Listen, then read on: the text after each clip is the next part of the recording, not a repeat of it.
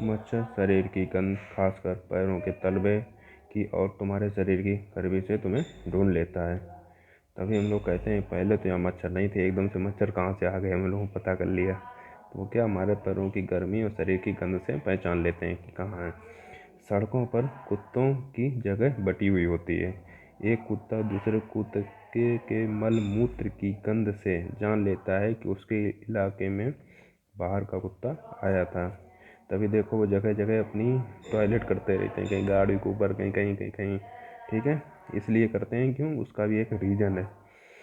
ज़्यादातर पक्षियों की आंखें उनके सिर के दोनों तरफ होती है। ये एक ही समय में दो अलग अलग चीज़ों पर नज़र डाल लेते हैं। जब ये बिल्कुल सामने देखते हैं तब इनकी दोनों आंखें एक ही चीज़ पर होती हैं। और जब सर हिलाते हैं तो मतलब वो एक दूसरी चीज़ को देख रहे हो, एक ही टाइम पे दो चीज़ों को देख सकते हैं, हम लोग नहीं देख सकते हैं। अब देख के देखिए, आप देख पाते हैं क्या? कई पक्षी अपनी गर्दन बहुत ज़्यादा हिलाते हैं। ज़्यादातर पक्षियों की आँखों की पुतली घूम नहीं सकती, वे अपनी गर्दन घुमाकर ही आसपास देखते हैं। तो चील, बाज और गिद्ध हमसे 4 गुना ज़्यादा दूर से देख पाते हैं। जो चीज़ हमें 2 मीटर की दूरी से दिखाई देती है, वह चीज़ पक्षी 8 मीटर की दूरी से ही देख लेते हैं। पॉपुलर के पेड़ कहाँ पे? लद्दाख में। स्किप्टो फुल जो ट्राली से बच्चे स्कूल जाते हैं, लद्दाख में पत्थर से बंधे होते हैं, किसी ट्राली से एक ऐसे करके रस्सी बंधी हुई होती है, लोहे की रस्सी होती है, पत्थर या उसे पेड़ से बांध देते हैं लोग मजबूत से, उस ट्राली में लोग झूलते हुए जाते हैं।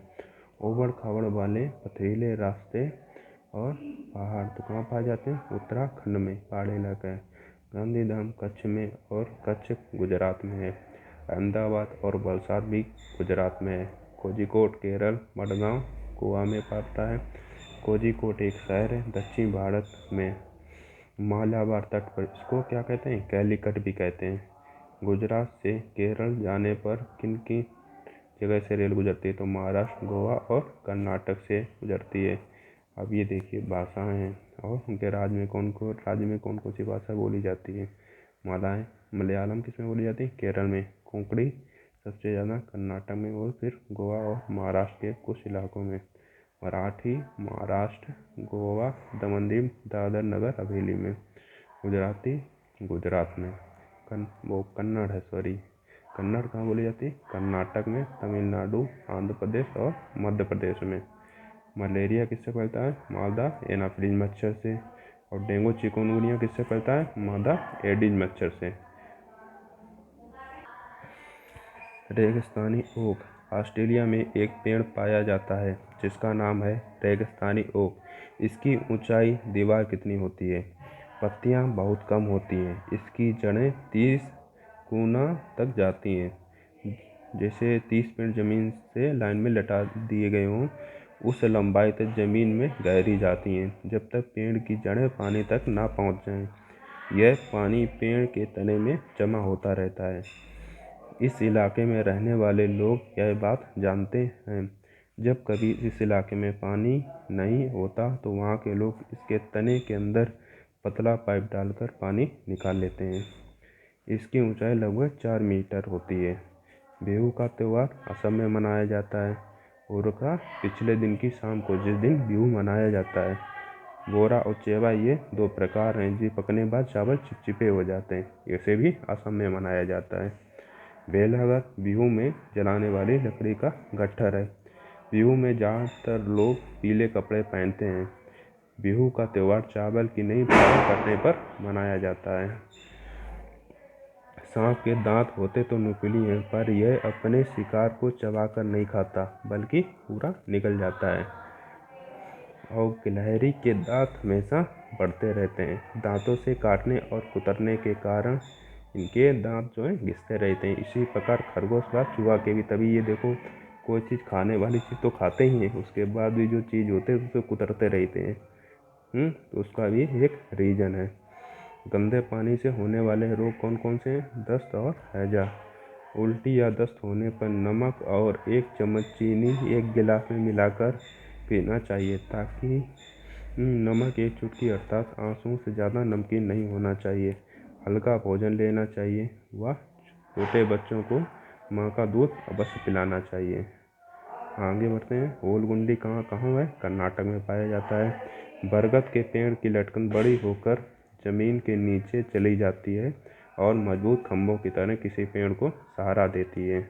तो बरगद की जितने भी दूध वाले जो वो हैं, जैसे बरगद हुआ, मोस्टली बरगदी की जो उसमें जो तने से निकलती जड़ें, वो कुछ टाइम के बाद क्या होता है, ज़मीन के नीचे चली जाती हैं और एक बरगद का पेड़ काफ़ी दूरी में फैल सकता है। आगे बढ़ते हैं।